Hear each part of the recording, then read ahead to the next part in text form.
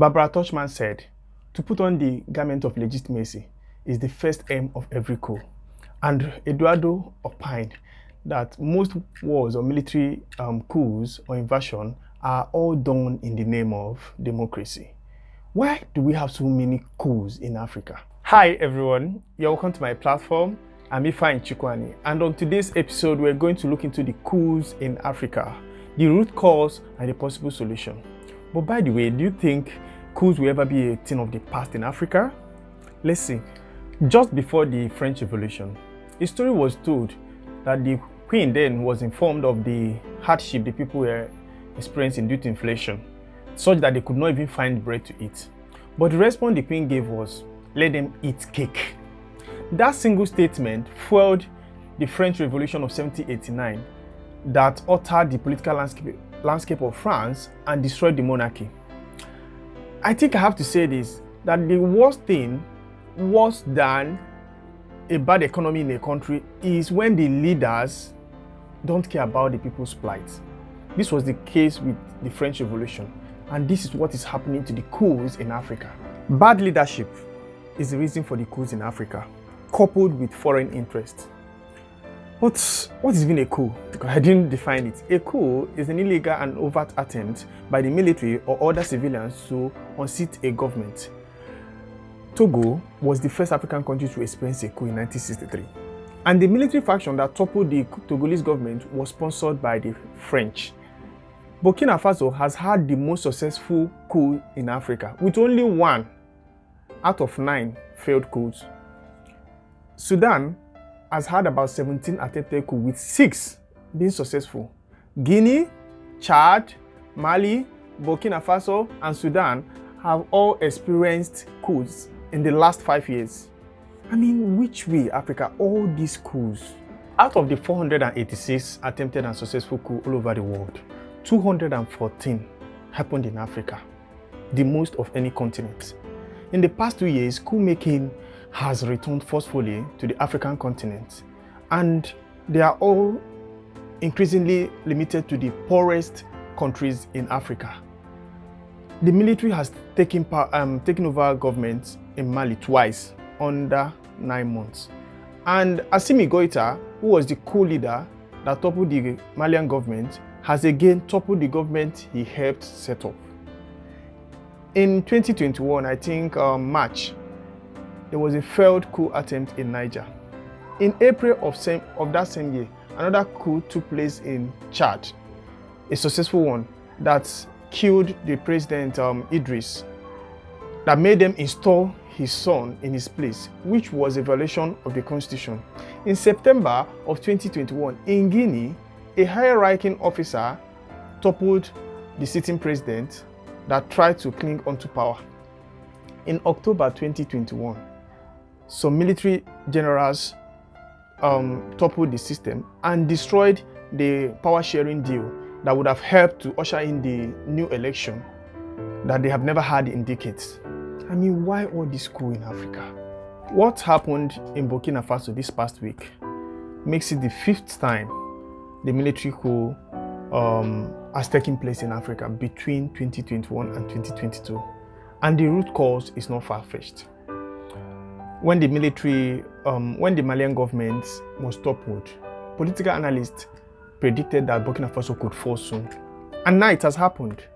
And there has been warning that more Sahelian African countries will experience more coups if nothing tangible is done ASAP. And the root cause of this is that the people are fed up. In those countries, there are a lot of the insecurity is worsening. There is no future prospect for the youth. There is hyperinflation in those countries, and the military tend to capitalize on those vices and take over power, even without knowing what to do with power themselves. And another most important thing I need to mention is that African leaders don't care about all this. All what they are interested in is on how to send their children abroad and live large without paying any attention to what is happening to the home country. Now, how are the foreign interests playing a key role in the coups in Africa? First, the African independence occurred within the international context of Cold War politics, when global powers were interested in creating satellite states and extending their influence all over the world. So technically, the coups in Africa are as a result of the imperialistic goals and for their economic interest. I mean, the very first coup in Africa happened in 1963, and it was sponsored by the French. The French overthrew the first president of Togo. Secondly, why do we have military bases all over Africa? I mean, why do we have the US, Saudi Arabia, France, China, Italy, Germany, and so many other countries having their military base in the Horn of Africa? A very strategic point. You get?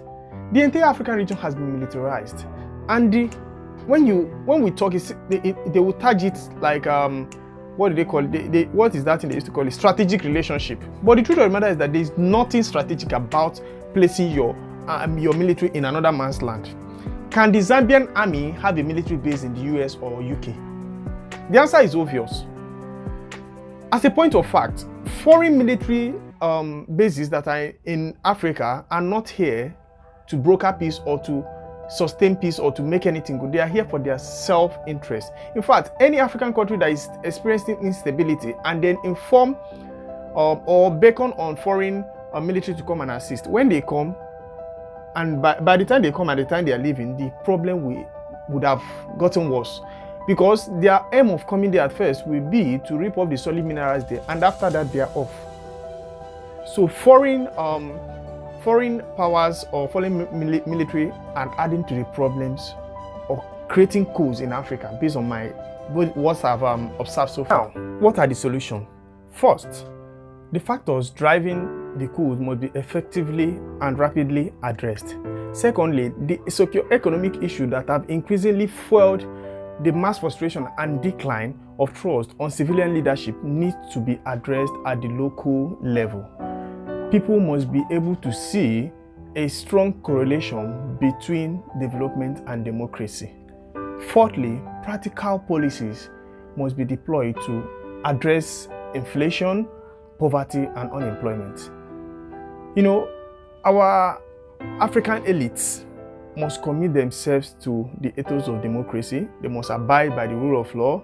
They must accept that the system is governed by political participation and inclusion, and allow free and fair election. And lastly, which can also be the most important, is that Africa needs a kind of security sector reform. And when I mean security sector reform, I mean that the military has to be under a civilian authority. The military has to be reoriented to abide by democratic rules. This is the problem, because when the military is above the civilian, they can always do anything they want to do at every time and at any given time. If you think my points are not possible, kindly comment below, like, share, and subscribe. Catch you up next week. Bye.